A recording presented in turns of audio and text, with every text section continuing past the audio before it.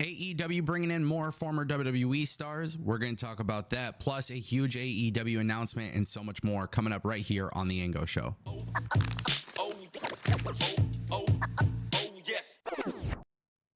Ladies and gentlemen, welcome back to the Ango Show. I want to kick things off. Let's talk a little bit about Vince McMahon. Sean Ross Sapp of Fightful Select was doing a recent Q&A, and I thought this was particularly interesting.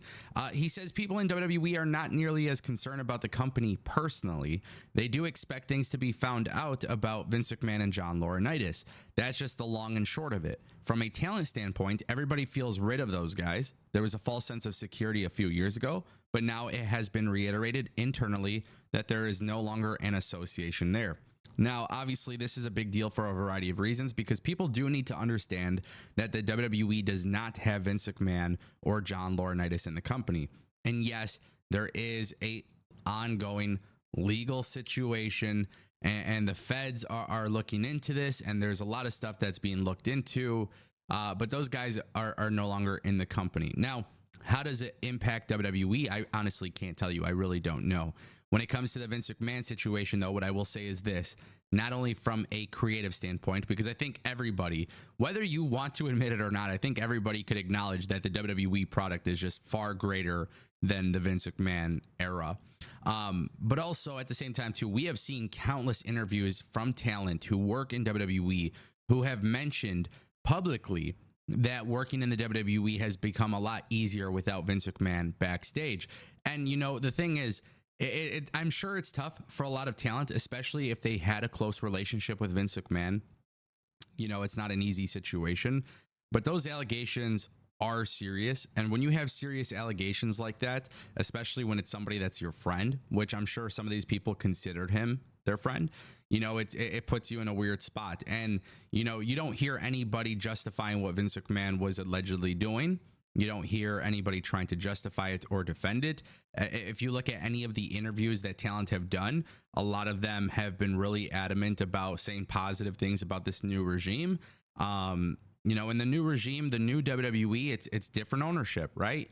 And maybe like looking back for Vince McMahon, the sale of the company really expedited the whole process of these allegations and everything like that. So my point that I'm trying to make is that, yeah, you know, WWE as a company probably has an expectation to find out more dirt, but at the same time, too, how it impacts the company, I'm going to assume will be very little because the association isn't there.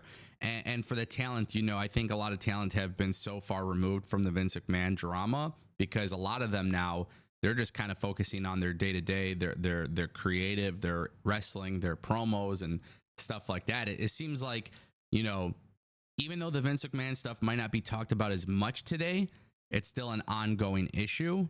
And for the company, the best thing that could be done is to get away from it.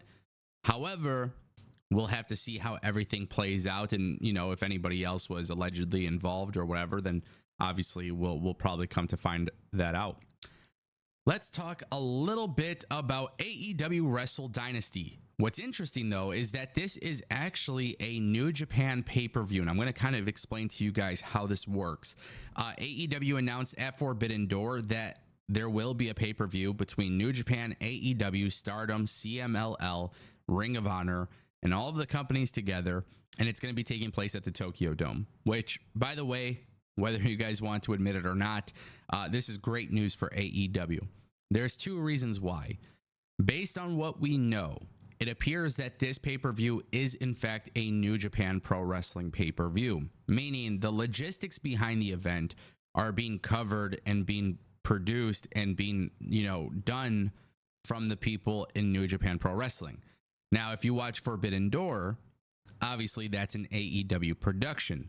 Now, the difference is that AEW as a company, along with ROH, will be able to expand into Japan through this partnership with AEW. And by bringing in, you know, a good chunk of the AEW or ROH roster into the Tokyo Dome, you're obviously setting a really good example of what a partnership should look like, right? Not only do New Japan talent come to AEW, but you also have AEW talent go there. And then in addition to that, there is probably, I'm going to make this assumption based on the logistics of it all, but I'm going to assume that Tony Khan and AEW probably don't have too much financial investment into this type of an event, which is great. And I'm also going to assume that New Japan Pro Wrestling doesn't have too much of a financial investment into Forbidden Door. But when it comes to global expansion, you guys know I'm a big fan of it, especially for WWE. I think it's great. And WWE has kind of, made it a little bit more publicly known. That's what they're trying to do. I think for AEW, it's the right decision as well. Going to the Tokyo Dome, who knows what kind of matchups they will be. It is interesting, though, because AEW has their own pay-per-view as well, which is called AEW Dynasty. This is called Wrestle Dynasty. Will AEW make some sort of change there? I don't know, but I do think that is a possibility. But working together is great. My only complaint about this is, honestly, if you're doing Wrestle Dynasty and then you're doing Forbidden Door, that's 2 pay-per-views where you have a working relationship. I did mention this on my Forbidden Door live stream. I think it would actually just be a lot better if AEW didn't do the pay-per-view Forbidden Door, but instead just rolled New Japan talent into their TV product on a weekly basis, where the logistics of traveling and stuff can be solved. I think that would be a lot better. You do a Forbidden Door once in a while or whatever. That's cool. Let's not forget the original premise of what AEW All In was.